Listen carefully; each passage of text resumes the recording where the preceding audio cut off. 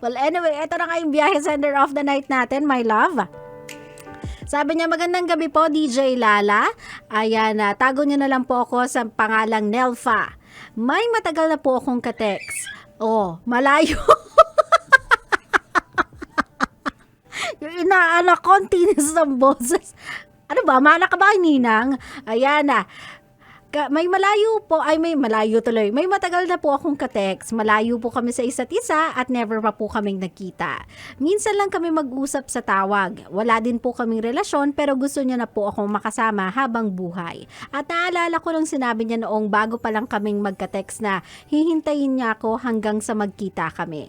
Ano po ba ang dapat kong gawin? Thank you and God bless. Well, my love, wala nang patumpik-tumpik pa. Hindi magkita na kayo.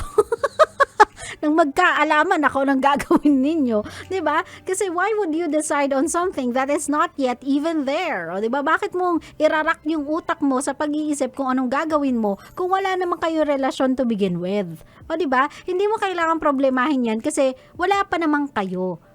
Kumbaga, pinoproblema mo yung mga bagay na hindi mo muna dapat isipin kasi wala ka pang grounds para isipin siya. Wala pang pundasyon yung relationship nyo, wala pang ang definition yung relationship nyo. So, I don't think you should waste your time thinking on it unless gusto nyo nang lagyan ng label yung relationship ninyo. Kung ako muna sa'yo, my love, magkita muna kayo if that's the case. If gusto nyo munang i-gauge yung relationship nyo kung papunta ba to sa maganda or may pupuntahan ba to at all. Kung gusto nyo muna i-gauge kung swak kayo para sa isa't isa, go ahead.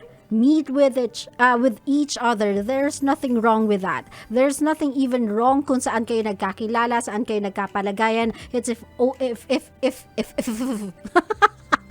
may sakit if it's over text, over chat, sa social media platforms, Facebook man yan, sa isang group chat man yan, kasi hoda saan kayo nagkakilala or nagkaroon ng chance para ma-expose sa isa't isa, it doesn't even matter. What matters is what you'll do about it. So if you wanna level up your relationship, kung gusto mong dalhin your relationship nyo to the next level, edi magkita na kayo.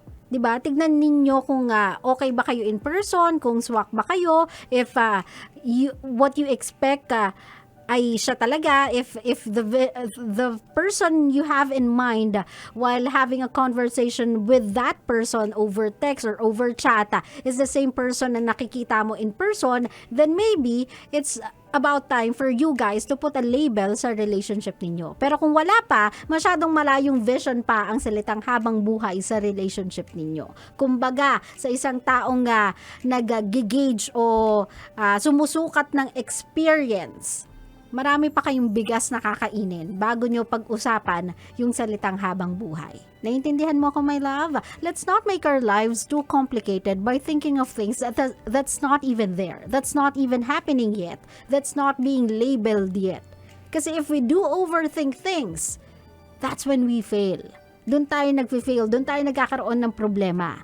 Nagigets mo ako, my love? So, wag mong gawing komplikado yung relationship ninyo. If ang balak nyo bukas ay magkita lang, hanggang dun lang muna yung isipin mo. Kung anong damit susuotin mo, kung anong magiging itsura mo, kung anong hairstyle mo, kung magme-makeup ka ba o hindi, magre-rubber shoes ka ba o mag-heels, magkano dadalin mo kasi baka wala siyang pera pag nag-fast food kayo. Yun lang muna isipin mo. Naintindihan mo ako, my love? One day at a time. That's all you need, my love, for now. Para hindi ka masyadong nasa stress. Klaro? Klaro.